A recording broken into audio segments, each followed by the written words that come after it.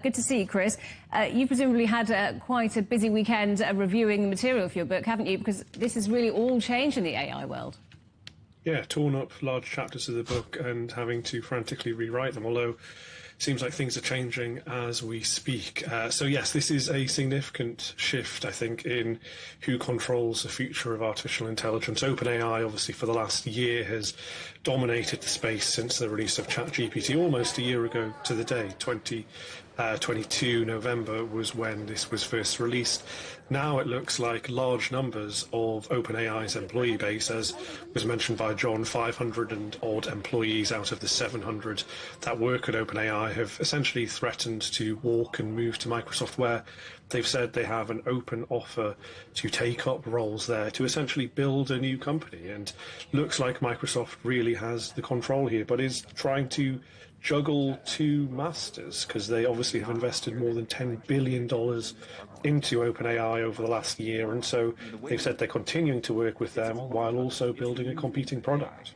Well, I want to talk about what this means for the companies in a moment, but first I want you to explain to us really how big a figure in the world of AI Sam Altman is. John called him a big deal.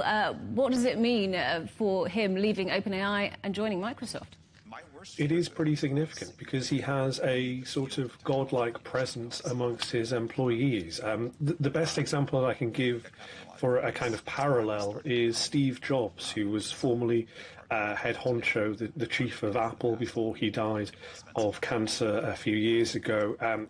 He kind of set the tone for the company, decided where it was going to go, how it was going to invest, what the products look like. And Sam Altman has managed to build up a similar cult of personality around many of his staff, to the extent that we really didn't know that there were these significant divides amongst some of them until literally Friday. So yeah, huge impact for him to disappear from the company. And I think the fact that Microsoft has seemingly pretty much written a blank check for him to be able to build what he wants there, while also still funding the company that he just left, is an indication of quite how strong his gravitational pull is.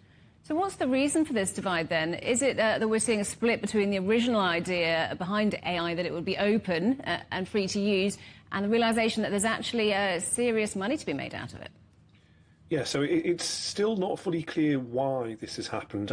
Part of the issue that we have is that OpenAI's board, which is a non-profit entity set up in order to try and protect the original principles of OpenAI from when it was founded back in 2015 as a sort of non-profit, beneficial humanity developing project, haven't actually said what's going on. But yes, you're right, there was a split in 2018 when Elon Musk, who initially funded OpenAI, decided that he didn't like the direction the company was going in, which was a more profit-driven one. He withdrew his funding. As a result, OpenAI had to kind of reconfigure itself into this really difficult situation, which has come to a head now, where they have a for-profit company developing products that are being sold and valued, frankly, at billions, $80 billion valuation for the company right now, while also being overseen by a board whose main goal is to ensure the responsible development of artificial intelligence. And those two things are coming up and butting against each other as contrasting goals, and